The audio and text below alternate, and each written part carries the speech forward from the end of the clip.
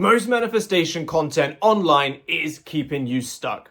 Now tell me if this is you. You find a video that you really liked. It gives you something to hold on to. It gives you that slither of hope and some guidance on where to go.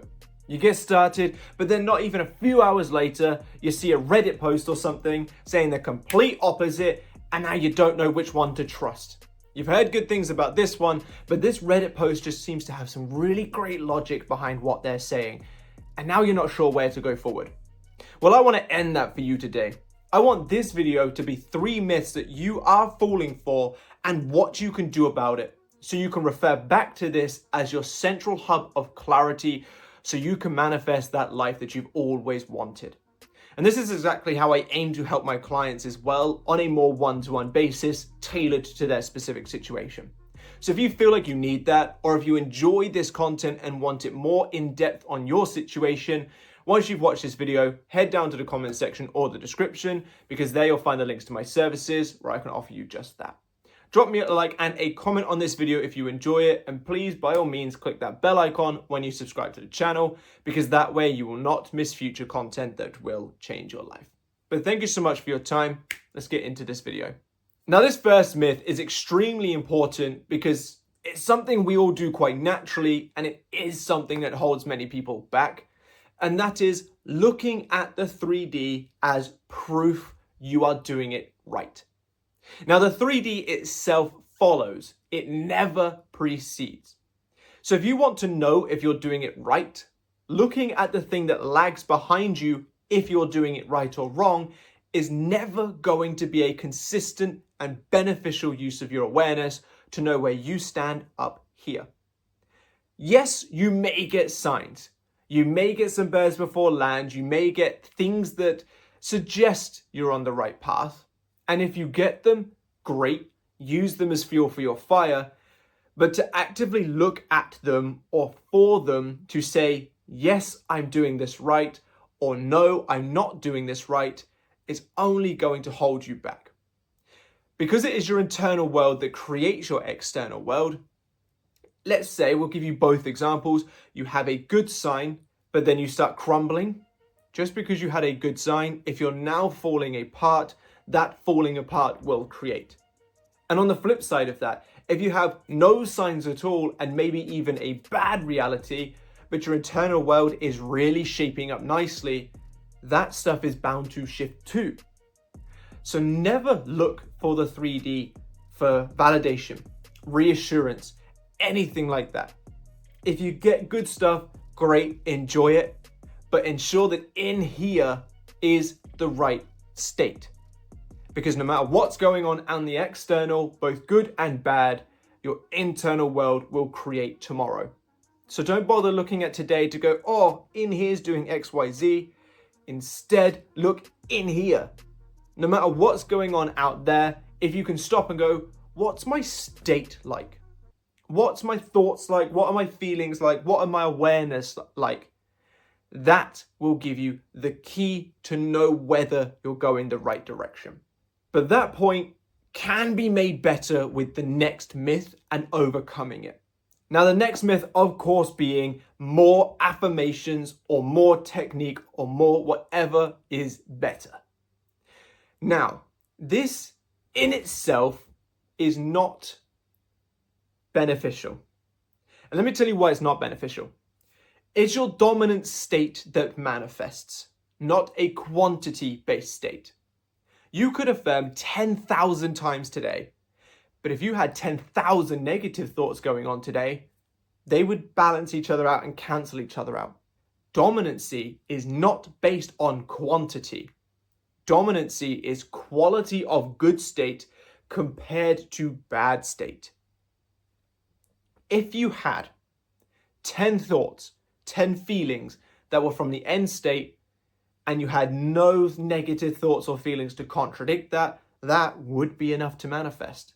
Or at least be enough to get, the cogs churning to create the reality that you desire to experience. Because your subconscious mind is being fed these thoughts and it's not being fed anything of the contrary. This is why things like an old friend reaching out, a compliment from a stranger, hearing a song that you were thinking about, or something like that, seems to be quite common, and seems to happen with barely any thoughts.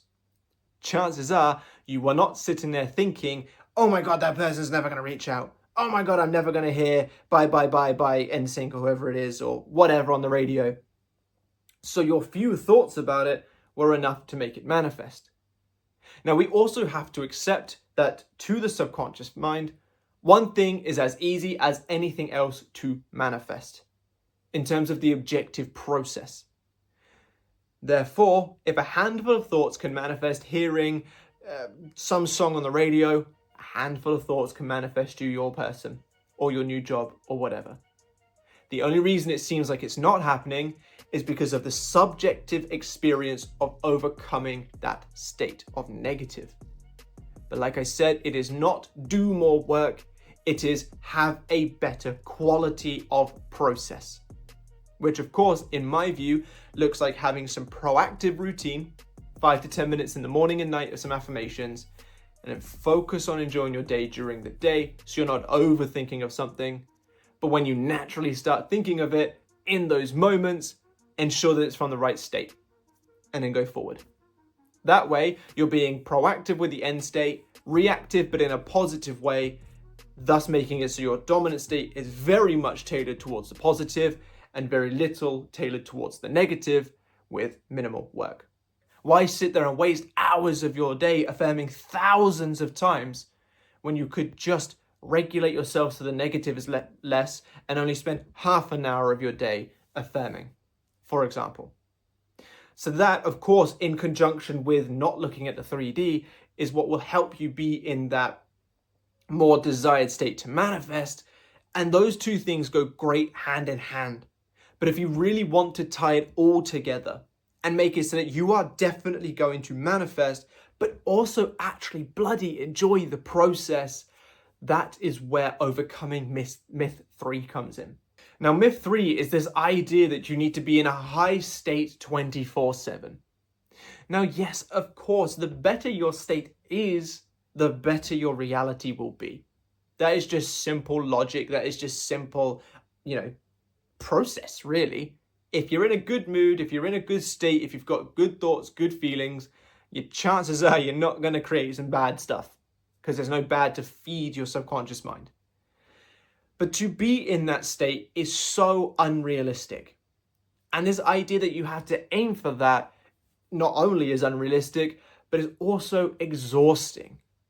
Having down days, feeling ill, feeling tired, feeling burnt out from work or whatever could drain you, and then thinking that you also have to be this yippee, look at me kind of person is never ever going to help you in your process. And if anything, it could make it worse because then you start panicking that you're not in a good state, spiraling because you're not in a good state, feeling bad that you're not in a good state, feeling like you're failing. And that's where that negative then starts to creep in more and more. So let me tell you right now, let me reassure you right now, drop the idea you need to be in a good state 24/7. It is never going to benefit you to aim for that because no one is ever perfect, but also to then doubt yourself because you haven't accomplished that. It is okay to feel tired and not do your affirmations for the morning. It's okay to feel ill and just go to sleep instead of being in the state at night. It's okay to have a bad day at work and not let that affect your end result regarding your person, for example. I don't recommend dwelling in it, of course. Just because you are ill doesn't mean you're allowed to then think like crap regarding your desire, or just because you're a bit tired because you've done, a lot of work today that you can then sit there and moan to your friend about not having your desire. But it is okay not to be 100%. Regulate yourself as best as possible so you dwell in that negative as little as possible and try to maximize that end result outside of that. Now, of course, when I say maximize, I don't mean quantity, I mean quality. Maximize the quality of your process.